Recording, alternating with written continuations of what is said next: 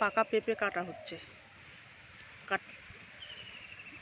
এই যে পাকা পেঁপে, গাছের পাকা পেঁপে নরম হয়ে গেছে, এই যে বটি দিয়ে কাটা হচ্ছে।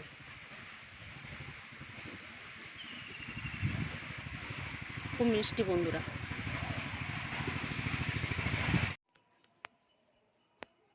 নমস্কার বন্ধুরা, ঘটি বাটি রসুই ঘরে আপনাদের সবাইকে স্বাগত। আজকে আমি দেখুন আমার গাছের পাকা পেঁপে, দেশি পেঁপে, গাছের পাকা পেঁপে পেড়ে নিয়ে এই পেঁপেটা একটু নরম হয়ে গেছে বেশি। এই পেঁপেটাকে আমি পেঁপের শরবত বানাবো এই গরমে পেট ঠান্ডা করার জন্য। এটা খুবই উপকার পেটের পক্ষে, লিভারের পক্ষে তো ভীষণই উপকার, ভীষণ উপকার এই পাকা পেঁপে। ভালো রাখতো এই পেঁপে, পাকা পেঁপে খুবই উপকারী। তাই এই পাকা পেঁপে দিয়ে আজকে আমি শরবত করে দেখাবো আপনাদের। আর পেঁপেটা বন্ধুরা এত মিষ্টি, এর ভেতরে দানা হয় না।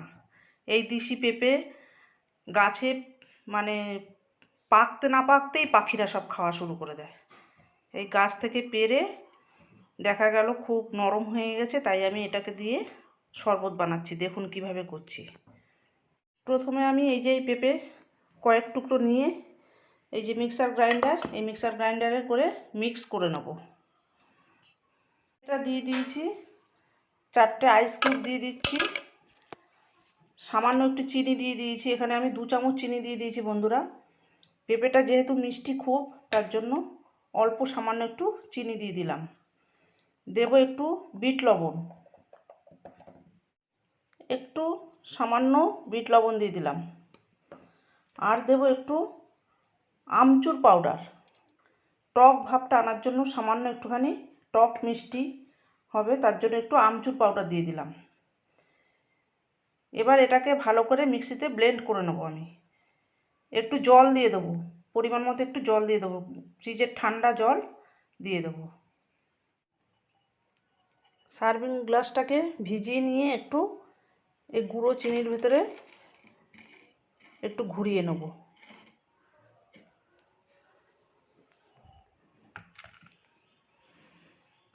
এই গ্লাসটাও তাই।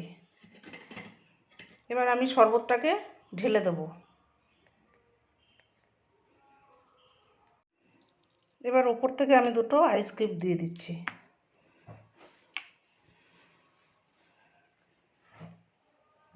দেখুন আমার পেঁপের শরবত রেডি হয়ে গেছে। এই যে দেখুন আমার ঠান্ডা ঠান্ডা পেঁপের শরবত রেডি হয়ে গেছে। এই গরমে বন্ধুরা আপনারা এরকমভাবে তৈরি করে খাবেন, শরীর পেট ঠান্ডা রাখার জন্য। প্রচণ্ড গরম পড়েছে বন্ধুরা, এইভাবে করে আপনারা খেয়ে আমাকে কমেন্ট করে জানাবেন কেমন হলো খেতে। সঙ্গে একটু পুদিনা পাতা দিয়েছি, আর একটু পেঁপের টুকরো দিয়ে একটু গার্নিশ করেছি। যেহেতু মিষ্টি পেঁপে, একটু মিষ্টিটাকে দেখে সামান্য একটু চিনি দেবেন। চিনি তো বেশি খাওয়া ভালো না, চিনি অল্প করে দেবেন। একটু আমচুর পাউডার দেবেন, একটু বিট লবণ দেবেন, একটু গোলমরিচের গুঁড়োও দিতে পারেন সামান্য। এইভাবে করে আর আইস কিউব দিয়ে আপনারা ঠান্ডা ঠান্ডা সার্ভ করবেন।